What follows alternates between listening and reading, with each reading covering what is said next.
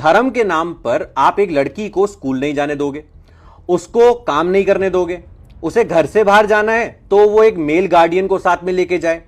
अगर वो टीवी पे एंकर बनना चाहती है, न्यूज बताना चाहती है या फिर एक्टर बनना चाहती है तो भी नहीं बन सकती। ये सारी चीजें अब नहीं चलेंगी और इसके अगेंस्ट क्रिमिनल प्रोसीडिंग होगी। ऐसा मैं नहीं कह रहा हूं, यह इंटरनेशनल क्रिमिनल कोर्ट ने बोला है अफगानिस्तान की तालिबान गवर्नमेंट के अगेंस्ट। उन्होंने कहा है कि अब एक केस चलेगा जो उनके सुप्रीम लीडर हैं उनके ऊपर और जो उनके चीफ जस्टिस हैं कंट्री के उनके ऊपर, क्योंकि पिछले 4 साल से जब से तालिबान अफगानिस्तान को रूल करने आया है तब से विमेन के अगेंस्ट जो इनइक्वालिटी, तो मतलब वर्ड ही नहीं है, मतलब जो क्राइम हो रहा है वो नहीं चलेगा और कोर्ट ने बोला है कि इसके अगेंस्ट एक्शन लिया जाएगा। देखिए, वेस्टर्न बॉडीज इन सारे एक्शन को एज अ प्रेशर भी दिखाती हैं, उनका अपना अल्टीरियर मोटिव भी होता है इसके अंदर, इसमें कोई दोहराई नहीं है। बट इस एक्शन से ये सारी बातें दुनिया के सामने आएंगी, ये बहुत इंपॉर्टेंट है कि धर्म के नाम पर ये सारी चीजें नहीं होनी चाहिए आज के टाइम में, और हमेशा से होना यही चाहिए था। बट आज के टाइम में तो जरूरी है विमेन और मेन दोनों सेम है, इक्वल है और उनमें डिफरेंशिएशन नहीं होना चाहिए किसी भी रिलीजन के नाम पर। यह हो गई एक बात।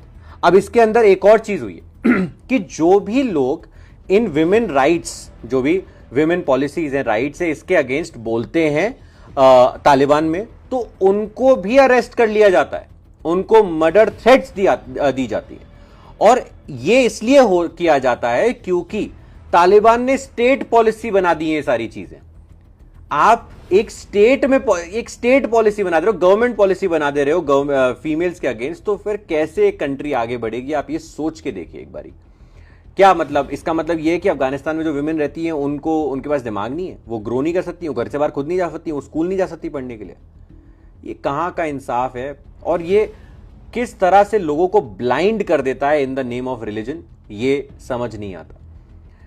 इनको सीखना चाहिए भारत की सोफिया कुरैशी जी से, जिन्होंने ऑपरेशन सिंदूर के टाइम पे क्लियरली समझा दिया पाकिस्तान को कि इंडियन वुमेन क्या होती हैं और क्या एक रिलीजन के अंदर आपको सामने आके काम करना चाहिए, अपनी ग्रोथ उससे दिखानी चाहिए, या सिर्फ आप धर्म को फॉलो करेंगे और धर्म के नाम पे ये सब करेंगे। ये एक्सेप्टेबल नहीं होना चाहिए आज के ग्लोबलाइज्ड वर्ल्ड के अंदर। आपका क्या ओपिनियन है इसके ऊपर? कमेंट सेक्शन में जरूर बताइएगा। जय हिंद, जय भारत।